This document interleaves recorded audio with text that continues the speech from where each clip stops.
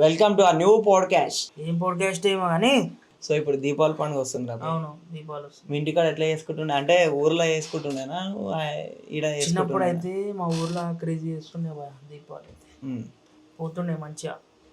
ఎట్లా అంటే మా మామ బయట అంటే పడకల కోసం ఏడుస్తుండేనా, ఏడిపించకుండానే చేస్తుండేనా? మా మామ చిన్నప్పుడు ముందే తెచ్చి పెడతాం మేము ఊరుకోక ముందే. ఓ మా అదృష్టవంతున్నారు. మాకైతే ఏడ్చి ఏడ్చి ఏడ్చి పటాకీలు లేవు, ఏం లేవు.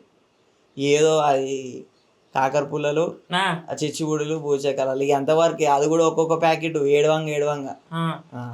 మాకైతే మా మామ ఫుల్ ప్లేట్స్ బయట ఉంటుండే, మేము పోయలేకపోతే తెచ్చి పెట్టేస్తుండే మంచిగా ఫుల్ ఎంజాయ్ చేస్తుండే మేము. ఆ విషయంలో అదృష్టవంతుండే. పోయేలోపు మా మామ ఎప్పుడు రాడు, దీపావళికి వస్తే, లేకపోతే దీపావళికి వచ్చేది ఎక్కువ. ఇంకా దీపావళికి వచ్చిందంటే పక్క ఏదో ఒకటి ఉంటుంది మనకి అల్చల్.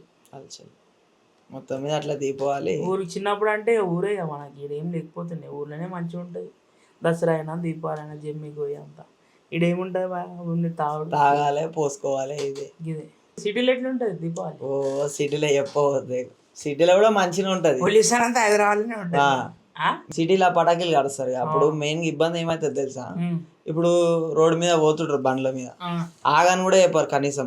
పటాకీలు వేలుస్తారు, ఆ బండి తగులుతుంది, అది అక్కడ పోయి తగులుతుంది, పెద్ద పంచాలు అవుతాయి. కొంచెం మీరు కూడా చూసుకొని కాలుస్తే బండ్లు వచ్చేది చూసుకొని ఆగమని చెప్పాలి.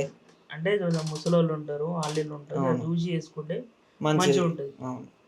ఇంకోటి కుక్కలు అవి ఏం భయపడతారు. అరే ఒక్కొక్క వీడియో వచ్చిందిరా, ఇట్లా బాంబు వేలి చెవు వలిగిపోయింది, చెవులకి రక్తం కాలుతున్నాయి. వీటికి ఏమోసం, అవి ఏం తప్పు చేసినాయి, అవి హింస పడాలి.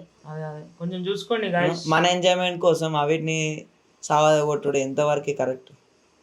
కరెక్ట్.